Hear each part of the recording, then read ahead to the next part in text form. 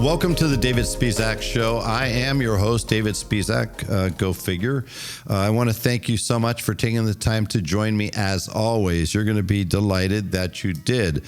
And here's the thing, there are times in our life where we think about subjects, or a subject comes up and you think, man, that was not something I was expected to learn anything about, or anything that maybe I even thought I needed to know about.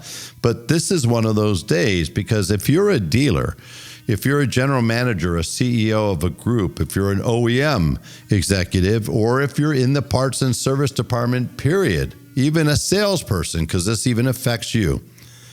Even if you're in the business that has nothing to do with retail auto, I promise this gentleman is going to share some things with us that it's going to make you very happy that you took the time to join. His name is Jim Roche, and Jim is the founder and CEO of what I think is one of the most noteworthy and innovative companies that I've seen in the last 4 or 5 years, and it's called WarrCloud. First and foremost, Jim, thank you for taking the time out of your day to join me. I appreciate it. Thank you, David. I'm glad we were able to get together. It's good to see you again. It's nice to see you as well, and I'll look forward to seeing you. I think you're going to be at the Presidio Group's Technology Summit next month in October, and I think that's just such a spectacular event. Brody, Jason Stein, Keith and company, they just do a remarkable job of bringing together such a dynamic combination of innovators, some of the best dealers on planet Earth. Most of these dealers, I was mentioning to Jason and Brody, I find it interesting, Jim, that's the only event they go to, is these Presidio events. I don't see them at any other event. So that's how good these events are. And they just are packed with phenomenal content. So I'll look forward to seeing you there and maybe having a chance to sit down with you. I would love to do that. Yeah, that is a premier event. I love those. Yeah, the older I get, the more and more discerning I get with travel. I certainly don't want to be away from my dear wife and kids. And so I'm very, very selective, and there will never be a year that I do not attend those 2 Presidio events. They're that good. But let me start out with this. Not everybody knows you. Not everybody knows WarrCloud. And I think it's always important to find out about the founder, about the person that came up with the concept or the idea prior to getting into what the company actually does and helping people to understand why I believe this innovation is so transformative. So would you indulge me in my curiosity and just take the time to allow me to go back in time, rewind the tape? For you and I, it's videotape, right? It's not it's not MP4s. It's videotape and 8 tracks, for God's sakes, and cassettes. But let me rewind the tape. Take me back to the start. Where were you born? Where were you raised? Great. I'm originally from the St. Louis, Missouri area. Left St. Louis in 1987 and went to Silicon Valley during the Wild West, of the technology industry, and then down to Southern California, then Michigan, and now I'm back in St. Louis. So I made this weird figure 8 over the years. Yeah, it's very nomadic. It sounds like, but it's also, knowing you, is probably pretty darn purposeful. So I do want to jump into a couple of those spots. First of all, throw a big shout out to everybody out from Missouri, the fine people from Missouri. But let's start with Silicon Valley. Why did you go out there? It was for work. So I have always worked in automotive retail in providing technology solutions to car dealers, usually the service department. And so there was an opportunity in Silicon Valley, and went out there. That was a company called NewGen that is now called Epsilon Marketing. Yeah, I remember NewGen very well. Okay, great. And you may know that was a dealer operator out there, president and dealer operator for a Mercedes store there in Stevens Creek Boulevard in San Jose, Smythe European. So definitely my neck of the woods. Very cool. Okay, so NewGen was your entry point into automotive. Actually, there was one before that. It was a company called Tricom. This was in the 80s, so I'm really dating myself, going back to the 8 tracks and the cassettes here, David. Tricom was a computerized dispatching system that dispatched work to technicians. Now, this was in the days before the internet, even before PCs. But it's kind of my MO. I loved technology growing up. Got into technology as a young man. And my first job was working with car dealers, obviously the automotive industry, and I've never left. So I want to talk about, so was there something that drew you to automotive, or was it just a job opportunity at the time and it just happened to be in automotive? So the first job, the one with Tricom, it was just a job. I'd always liked cars, but I didn't know much about automotive retail. But once I got into it, I was hooked, particularly on the service department. I recognized early on that a lot of the dealership's total gross profit came from fixed operations, from service. But it was sort of underserved from a technology and from a management standpoint. Selling cars was the real, the high profile job. But what was the backbone of the dealership was service. And so I became a serial entrepreneur, in the 90s after NewGen, and really liked finding problems to solve and using technology to solve those problems. So NewGen and Epsilon, obviously, it seemed like their core competency, their core product was always direct mail, service mailers, and the like. Correct? That was the output. Even back then, it was digital printing to produce letters, emails, websites, making phone calls. But all of that had a huge technology and database element to it. Great. When you left NewGen, was that the last company you worked for? Was the next stop entrepreneurial in nature, and you started a company? No, or did you work for somebody else? There were 2 companies in between there, so I went to work for good old Auto Bytel. I ran their product. Yeah, I know. Nice. See, Pete Ellis's company going way back, but that was in the early days of the internet. And then I ran a DMS startup that no one has ever heard of. I founded in the early 2000s. My first real entrepreneurial venture that I did solo was I founded a company called AutoPoint. Yes, and I know AutoPoint very well, but I'm just curious. What was the DMS that nobody heard of? It was called Ocentrics. Okay, you got me. Yeah, no, I know. Holy cow. It's pretty hard to stump me. I'm such a geek. I'm such a data fanatic, and I'm such a fanatic on tech in auto, but never heard of that one. Where was it based? It was funny, David. We developed a really great internet-based or browser-based DMS, and we had signed one customer, but we overlooked the $100 million you need in sales and marketing money to go out and penetrate dealers. So it was acquired by a company that was then acquired by Reynolds, and no one ever heard of the Ocentrics DMS. Oh, I was going to say, I've seen that happen a couple times. I used to call it the, what was the name of that guy oh golly, I can't think of it. Everybody thought he was taken out by the mafia or something, and he was never to be seen again. Oh, but Jimmy Hoffa? Jimmy Hoffa. I used to call those the Jimmy Hoffa deals, because a company would be acquired, never to be heard from again, right? And so you had a Jimmy Hoffa experience. DMS. Pretty cool. Yeah, I was going to change the name, the Jimmy Hoffa DMS. All right. AutoPoint. So what drove you to start AutoPoint? What was the big pain point you were looking to solve then? And what made you move away from that?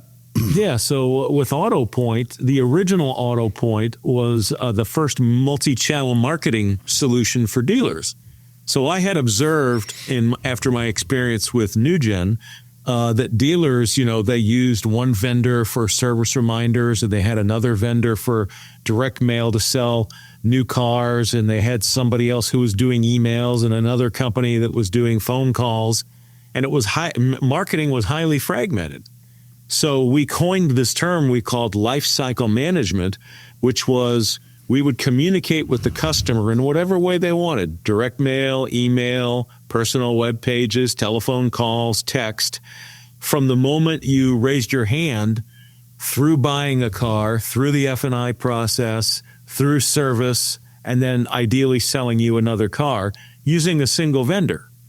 So that was the advent of multi-channel marketing in the automotive industry. So interesting. What happened to AutoPoint?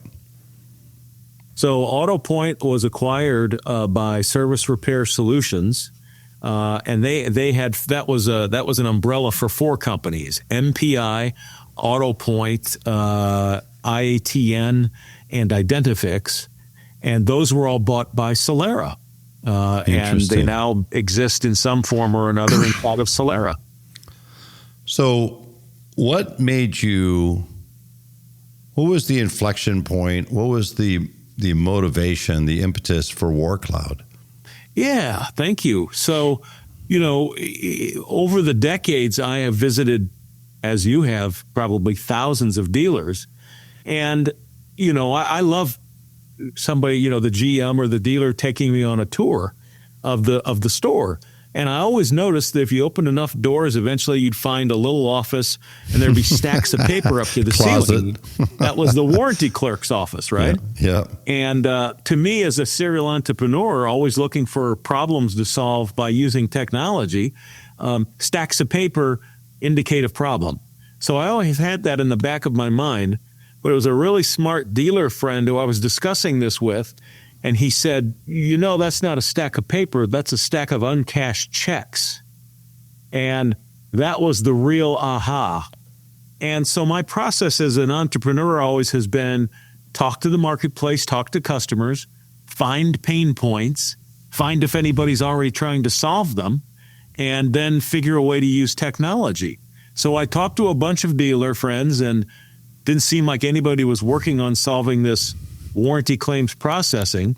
And so we set out to bring technology to solve it. And now here we are coming up on 1,000 dealers. Jim, was that, and this, can sound on the surface like a silly question, but, I've been incubating and creating tech for nearly 20 years now. Did that turn out to be a bigger challenge than you initially had thought? Because it sounds like, there's always, to me, a couple schools of thought when I go, wow, nobody has solved this problem. One of them is, damn, I should solve that problem. And two is, maybe there's a reason why. Maybe it's not possible. So maybe it's harder. Maybe it's not viable. What was that like when you had that aha moment, speaking with that dealer, and you thought, man, these are all checks. This is money. I could fix this and, create a great solution. And then you actually get into the reality. For anybody that hasn't built software, the concept is the exciting part, right? Thinking about what is possible. At some point, typically somebody on the development side goes, I don't know if we'll be able to do that. Did you run into those obstacles? Was it harder than you thought? You are a great straight man, David. Yes. In fact, I had the idea and I founded WarrCloud in 2014, thinking that we would bring the first solution to market in a year. And we brought the solution to market in 2021. So it was a 7-year development cycle. And that's exactly right. You put your finger right on it. No one's done it before because it is horrendously complex to implement a technology solution. So I got to ask you this, for anybody who's an entrepreneur out there, this is such a, I think, important question, because being an entrepreneur, which I highly recommend it. I think it's incredibly exciting. It's unique. It's very gratifying, but it's a little bit like parenting, right? It's just like the highs and the lows, and sometimes the disappointments and the frustrations and the obstacles, but there are things about entrepreneurship that uniquely suit certain people. Here's one of them in my mind. Tell me what you think. When you did figure out how hard this was really going to be, and this was not going to be a 1-year lap around the track, this was going to be 4, 5, 6, 7, 8 years. Some entrepreneurs will go, okay, I'm out. And then you run into a rare entrepreneur, what I call a true entrepreneur, that actually gets excited. Because the more they realize the harder it is, the bigger the moat, right? The more the differentiation. There's a good part about when you run into something that's hard, isn't there, Jim? Oh, absolutely. You put your finger right on it. It's the competitive moat. The more complex the problem, the wider and deeper the competitive moat is. But I have always had, as an entrepreneur, a number of leadership principles that I operate by. And one of them is this saying, former President Calvin Coolidge, I think, has a long quote about this, but the summary is, persistence alone is omnipotent. And really, persistence is something that I highly recommend as a quality for entrepreneurs, because you never get it right the first time. It always takes longer than you think. It costs more than you think. There are unknown complexities. But if you've really defined a solution to a real problem, the reward is in that. So stay the course, be persistent. And we did, and eventually came to market with a solution that seems to be really lining up well with other factors that are happening in the industry. I was told in my 20s, the first time I wanted to be an entrepreneur, somebody had told me that the average entrepreneur fails 3 times. I think it was Brian Tracy. Said the average entrepreneur fails 3 times before they're successful. That was so uplifting and heartening to me at the time because I knew I was a very persistent human, but reality dictates that, as you said, things come up that you didn't even expect, and you have to be prepared. You have to go in all in with the expectation that you will not fail. But you also have to have, as the great Admiral Stockdale said, you have to be able to face the brutal reality sometimes of a situation. So you get to the end of this is something else about entrepreneurship to me. So it takes you 7 years to do something you thought you were going to do in 1 year. That doesn't get you to the finish line, everybody. That gets me into the starting block, doesn't it, Jim? Precisely. You just sit there, you go, oh my God, honey, we did it. We did it. And they go, and she says, have you sold any? No. Okay. You're just starting. You're just right? starting. No, so when we finally were ready to come to the market, my process has always been to call a handful of dealer friends of mine and tell them what I've got. So I did with WarrCloud, and as they usually do, they said, "Hey, we'll try anything you got. See how it works for us." And before we knew it, we had 50 paying customers. So it kind of early on started to feel like one of those right idea, right time kind of things. Mm-hmm. And, it's just, in life, timing is very important. And, David, maybe you'd agree with this. My observation over the decades has been that, to some degree, automotive retail is a pendulum that swings back and forth between selling vehicles and servicing vehicles. Sure. And the pendulum has been swinging back toward vehicle service. So I think that we came to market at a time when the pendulum timing was just in our favor. I would throw just one small asterisk on that, but fundamentally, I could not agree with you more. It's always been that way, that when we get into a market where sales become incredibly robust, especially on the new car side, it seems like the service department and parts department are at the bottom of their cycle. Precisely. And then when the new car starts to calm down, that's when parts and service. And it makes sense because if we have a huge year this year, parts and service is really not going to start realizing it until 6 months to a year later, right? So there's this timing difference there. The only asterisk I could put on it is just, as you know, you came out in when, 2021? Yep. Okay. So 2021 was such a weird year because it wasn't a traditionally great year by volume standards for new cars. And it certainly wasn't for parts and service. Why? Because in 2020, we started getting 20% fewer vehicles. That became exacerbated the following year, 21, with the chip shortage, right? So on the front end of the variable side of the department, Jim, in a dealership, I mean, it was just like hitting the lottery. I mean, every car was being sold. Every car was being sold for full sticker. I remember, like right after the pandemic started, I literally had a dealer call me. This is no joke. I would never say who it is. But they called me. They said, David, I just sold this minivan, this Caravan or whatever it was, right? For 10 grand over sticker. I couldn't give that thing away a month ago. And I said,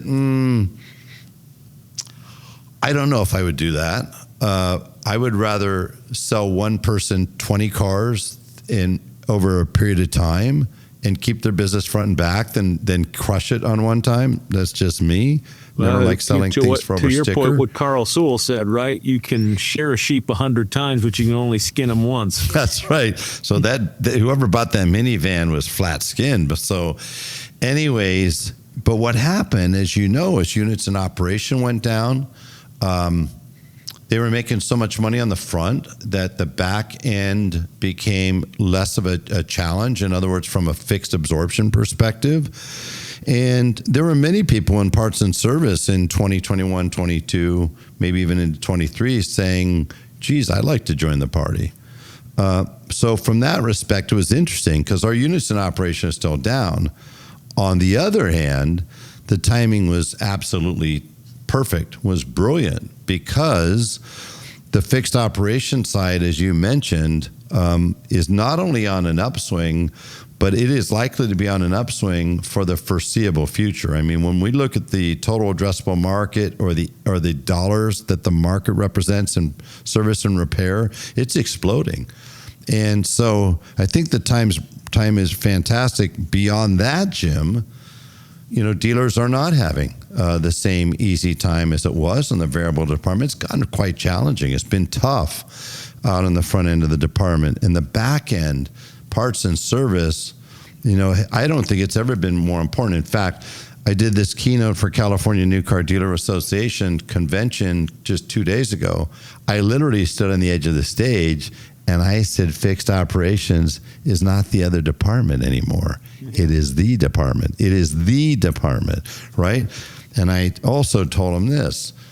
While OEMs measure retention based on when you sell a car, what percentage stay in service, I measure it the opposite way.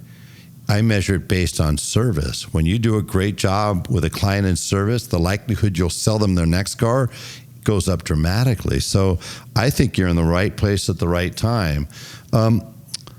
What has been the biggest, I asked you earlier, if it was harder than you thought it would be. Has there been any revelations, any epiphanies, or just any discoveries, something that just put a huge smile on your face that you heard from a client over the years so far that you thought, man, that wasn't even part of the plan. I'm so delighted to hear that we solved that as well, or that we helped the industry in that respect.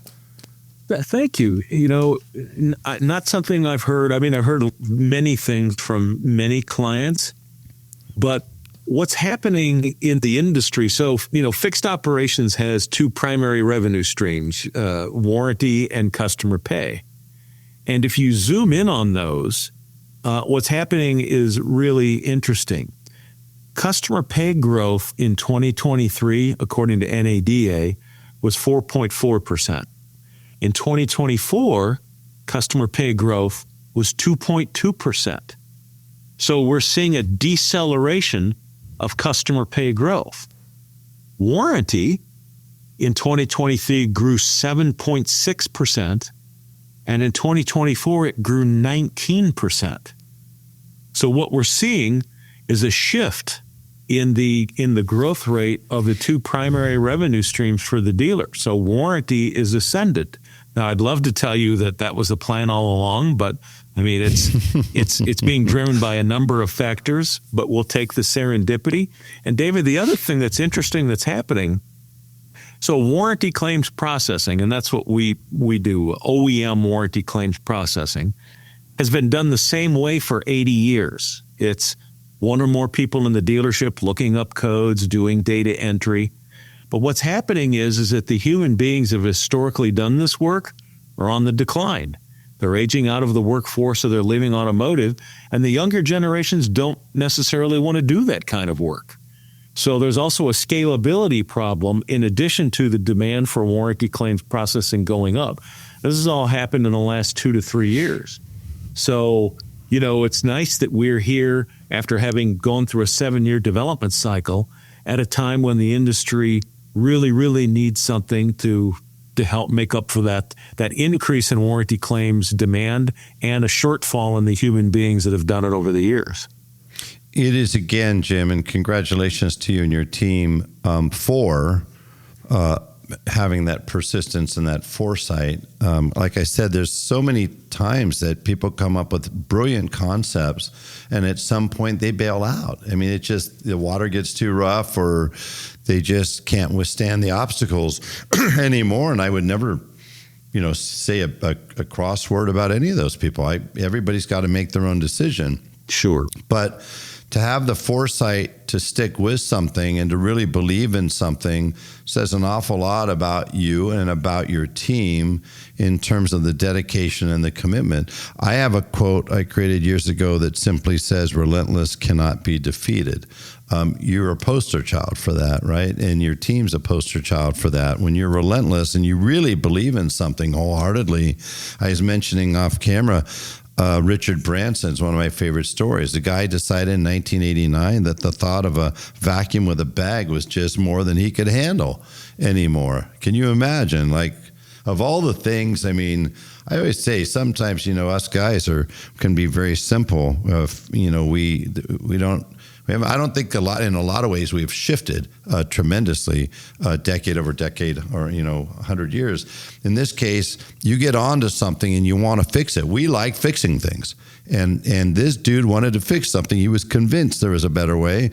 It only took him 15 freaking years to figure out how to make a vacuum cleaner without a bag.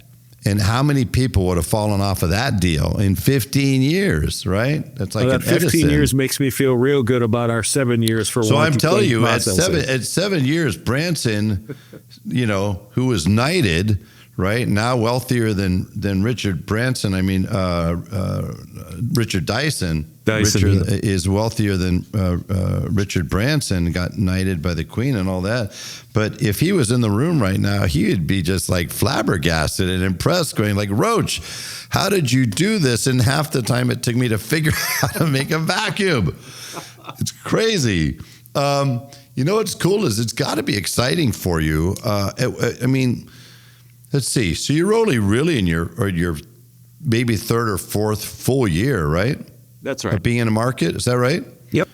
Okay, so I got to ask you, as somebody who has created software and grown companies and exited out of a couple, there's always, whether people know this or not externally, internally, for us, there are these milestones that really mean something. For me, it was the first 25.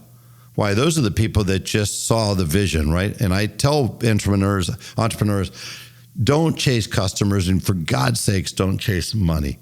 Okay, when you first go in the market, you need partners. You need people that have your vision and will be great partners. The 25, will turn into 50, the 50 into 100, 100 into 250, 250 to 500, 500 to 1,000. So to me, those are the milestones: 25, 50, 100, 250, 500, 1,000. You're 4 years in. Where are you right now? So we're coming up on our 1,000th dealer. Nice. In my experience, the type of company that you have at 100, when you reach 100 dealers, you need to evolve significantly. When you reach 500 dealers, That's another evolution point. And 1,000. I mean, you really become a stable, scalable company at that point. And that's the point that we're at now. But we've had a couple. I mean, certainly had our moments. Endorsements that we've got. As we've grown. We've penetrated larger and larger dealer groups. Now we're doing business with some of the publics. But this year we were awarded the Automotive News PACE Award for Technology Innovation, which was really a feather in our cap. And we were just announced that we're one of the Inc. 5000 fastest growing companies in America. We're number 182 on the Inc. 5000 list, number one in Missouri in the St. Louis area. So that was also a nice accolade and recognition for the team. I did some research ahead of this conversation, even though you and I have met on many occasions. I've had the opportunity and the pleasure to speak with you. I wanted to make sure I did look up as much as I could on the organization. And I noticed you've actually had a host of awards already over the course of the last 4 years, which has got to be incredibly validating and exciting. But, I was sharing with my 11-year-old son yesterday. I said, how exciting is it when you accomplish something? And he says, oh, it's very exciting. I said, how exciting is it when you help your brother, your younger brother, and you see him do something after you helped him? And he said, that's way more exciting. And I would guess you would say the same thing. The awards have got to be validating, and it's got to be so rewarding, so nice to receive. But getting validation from clients that you actually helped transform, honestly, a difficult, challenging situation, which was becoming more difficult by the year for the reason you mentioned. It's harder to find people that want to do that.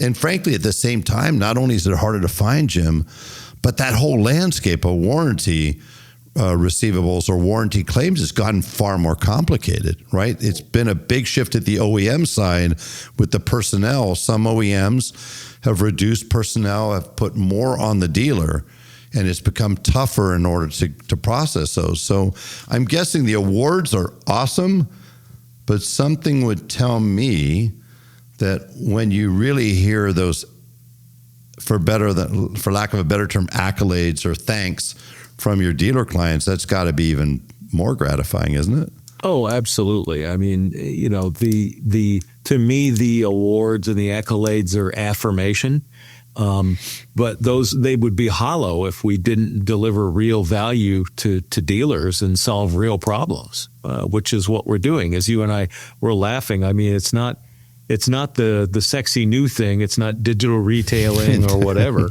but it's solving real problems.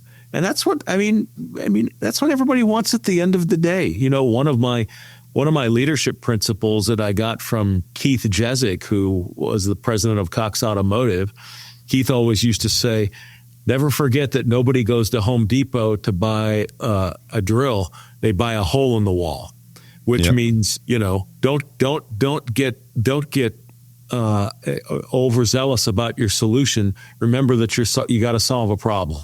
And when you solve problems, you make people's lives easier. You're creating something that also has an immediate impact, right? To me, when I looked at it, there's an immediate impact on workflow. There's an immediate impact on how quickly I can get paid. There's an immediate impact on how much better, more effective, more efficient we're going to be in terms of doing things, processing things the right way, how my OEM needs me to do it. So I'm going to have less, I would think, a reduced exposure to warranty audits, right? Improved cash flow, better efficiency, better workflow, better satisfaction in my workforce. I'm curious, that's a big one, all of that. What's next for WarrCloud? Now that you're at 1,000, to your point, you have stability, you have real traction, you have massive market validation. It's incumbent to keep innovating, isn't it? Yes. Because the world you're in is changing. So what is next? Can you talk about anything in terms of what's next for WarrCloud? Well, despite all of the successes that we've enjoyed so far, we're only in the 1,000 dealers of 18,000, and only 28% of dealers have ever heard of us. So we've got to continue to push and be persistent and evangelize to dealers on this solution. And just to go to highlight something you said there a moment ago, David, we do bring different dimensions of improvement and results. Our typical dealer sees a 15.1% increase in warranty revenue in year one. We typically reduce the cost of processing their warranty claims by about 50%. We do get them paid faster, so it's improved cash flow, as you said, and we do improve compliance with the manufacturer. Reducing the risk of audits. So there's 4 dimensions of improvement that are very, very important to the dealer. And as we go forward, as the demand for warranty claims processing increases, and if there's fewer human-based warranty administrators, we're going to step into that gap. So number one for us is to just continue to evangelize and get more dealers aware of and joining the platform. But eventually what will happen is that I think that we will cross over, and the manufacturers, the OEMs themselves, because right now the way it works is you have sort of the dealers are doing their part of the claims processing, and then the manufacturers have a different systems and different people that are handling their part of the claims processing. Well, having 2 systems to process the same claim makes no sense to me. I don't think it makes sense to anybody. So I think as we get larger, you'll see us being adopted by the OEMs, and then there's a nice feedback loop that will happen there over time. And then beyond that, you have your core OEM warranty claims, which is where we play now, but you also have extended warranty, which we don't do today. But the same problem exists with extended warranty. So eventually we will move our technology, we'll migrate our technology to handle extended warranty claims as well. I think that's a huge opportunity. I love your discipline. I love that you're saying, hey, we have a huge market here, and we've only captured 1,000 out of 18,000. So you don't want to fragment yourself. It's not the time to go after OEM. It's not the time to go after ESC, but those are huge. One of the things that I'll say, just a couple things. Number one, I've never seen a work in process in a condition like I see it today, meaning that, we used to close on any given month, 90% plus of our warranty and work in process. Mm-hmm. Today, it's not uncommon for me to see dealers that are only closing 25, 30, 35%. I think there's a number of factors for that. Again, I think it's a lot more complex environment. I think you have people that are waiting on documentation. You got also this bottleneck, let's face it.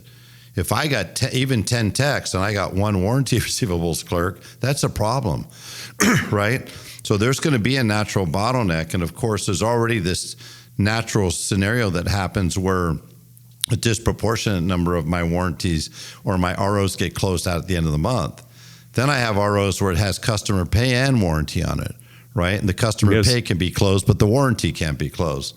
So I run into this all the time, Jim, every single dealer that I have, to where I'll say, why do you have these 80 ROs that are still open while we're waiting on the warranty side?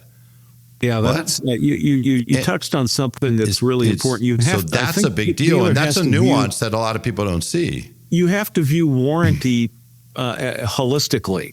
It's not just somebody who, they process the claims and they submit them. I mean, sure, you have to process the claims, but as you touched on, there's also all this supplemental documentation, and there's more and more of that. It has gotten exponentially more complex to process a warranty claim today than even it did. We went out and talked to dealers in 2021, and the time it takes to process an average claim. And again, this is dealers and service leaders telling us this through market research. The amount of time it takes to process an average claim has doubled. It's gone from 11 minutes to 22 minutes. So it is getting much, much harder. You've got to process the basic claim. You've got your supplemental documentation, and people overlook this, but the warranty schedule needs to be actively managed time and time again. It needs constant attention. Warranty is a dealer's second largest receivable. So you're talking significant dollars. So to your point, to have all of those ROs open and they have this long schedule, this long debris trail, you've got to view that whole bucket of things to do holistically. And we touch on all of those areas because we view it that way. I think that's such an important point because oftentimes I think a lot of people, most people understandably, justifiably would think when you talk about warranty, they think about it in isolation. It's rarely ever in isolation. If I got somebody coming in for a recall, it's not unusual that I'm going to add a first service, second service, some other rec line on the RO at the same time. When I have somebody coming in for a customer pay and you do an MPI and you find that there's a warranty item, there's something that needs to be done in its warranty. So I think a huge percentage of ROs tend to have both CP and warranty at the same time. But that CP is chained up until the warranty gets resolved, right? So people might think, oh, okay, it's just I only have so much warranty. I understand, but what about all those warranty? What about all those ROs that have warranty and they're also customer pay, and your customer pay ROs are sitting there getting stale? So I think that's a big deal as well, and that helps dealers tremendously. And if everybody wants to take the work that you did in the month of September and have it end up in the financial statement, well, the more effective and more efficient you could be in your warranty process, obviously is going to generate and allow you to get more of that work into the month where it was actually done. And Absolutely. That's something everybody, I think, is trying to solve. As we wrap up here, a couple things that I'm just curious about. Number one is you've mentioned a couple people in terms of leadership principles that you have. Is there any other leadership principle that is forever in your brain that guides you when you run into obstacles or when you're thinking about how to best approach a situation? Yeah, I think the one that I use most often with my team and in my personal life is you have to ask yourself, would you rather be right or successful? And it never ceases to amaze me how many people pick right over successful. Don't do that. That's a problem. I said it a little differently. I don't care whose idea it is. I just want to be in the parade. I don't care if I'm in the back. I just want to be in the parade somewhere. And yeah, you're better off always falling in love with results than the idea. That's for sure. I'm also a big believer that if whatever you're doing or have been doing has consistently not rendered the outcome you want, throw it in the trash. You got to find a better way. Don't you agree? Oh, absolutely. I mean, particularly in the context of us talking about entrepreneurs. I mean, you have to, you have to be a believer in what you're doing, but you also have to be flexible of mind and analytical enough with the data to recognize that, you got 80% of it correct, but this 20%, you need to be flexible and bend in that direction. At the end of the day, follow the data in order to deliver the right value to your customers. Jim, just a couple last questions. Number one, family. You want to touch on it? Just curious. I think it's kind of always fun to learn that side of folks. Do you have kids? Yeah. Cheryl and I have 3 between the two of us. I have a daughter and she has a son and daughter. And we just had our first grandchild in January. Congratulations. How Thank fun you. is that? Yeah. Oh, it's tremendously fun. Little Georgia Ray. Does little Georgia Ray live in the vicinity? Kind of. We're in the St. Louis area, and Georgia Ray is in Michigan, in Detroit. Okay, that's quite a vicinity. That's quite an extended. Well, it's 500 miles, but that's terrible. Cheryl sees her twice a month typically, so my gosh. it's close enough. That's wonderful. I love it. I love hearing that. Last but not least, you've been a serial entrepreneur. You've seen ups and downs. You've certainly run into a few brick walls. You've had failures, right? I'm guessing a number of them. Oh, sure. What advice would you give? I recall at NADA New Orleans, there was over 2,000 booths, Jim, 85 different categories, thousands of products out there for dealers to look at, and obviously a ton of entrepreneurs that were all trying to accomplish what you've accomplished many times over in your career. What one piece of advice would you give them if they were starting a company now, or if they were running into some hardship, some adversity now, anything? What would you give them as advice? I've touched on a couple of my leadership principles, so let me pull one more, and that is, I say, lead from the front. And what I mean by that is be out with your customers in their place of business, in the dealerships, and with their employees. To lead, you have to be in touch with not just what is happening with technology, but you've got to know, because you know this, David, the automotive world, automotive retail is changing so fast that what was true 6 months ago isn't true today. So you've got to be in touch with the marketplace and with your employees, because if you're not talking to the frontline people, you're really not in touch with what's going on. So lead from the front. I love it, Jim.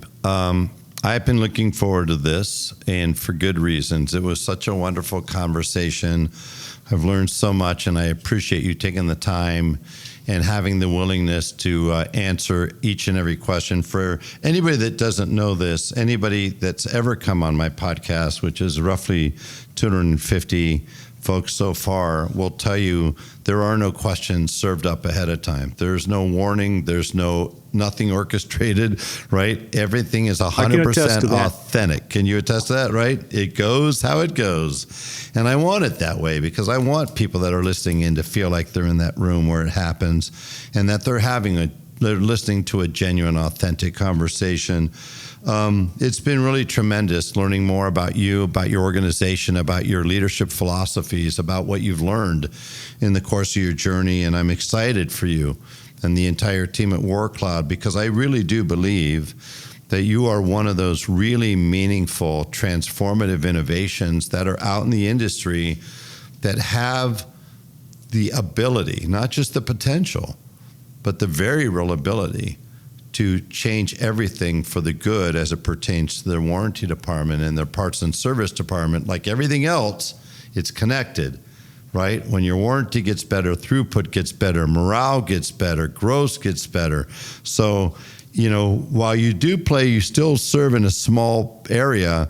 It's kind of, to me, like when you see all those logs going down the river, and when you can get that one specific log moved out of the way, everything flows. And I believe WarrCloud is that type of a situation, that kind of a log. So wishing you all the best. Congratulations on what you've built thus far. And I'm really looking forward to staying in touch and watching where things go from here. Thank you, Jim. Thank you, David. This has been a lot of fun, and it's been a privilege speaking with you and your audience. Thank you. Appreciate it very much. For everybody that's listened in, thank you so much for taking the time to listen.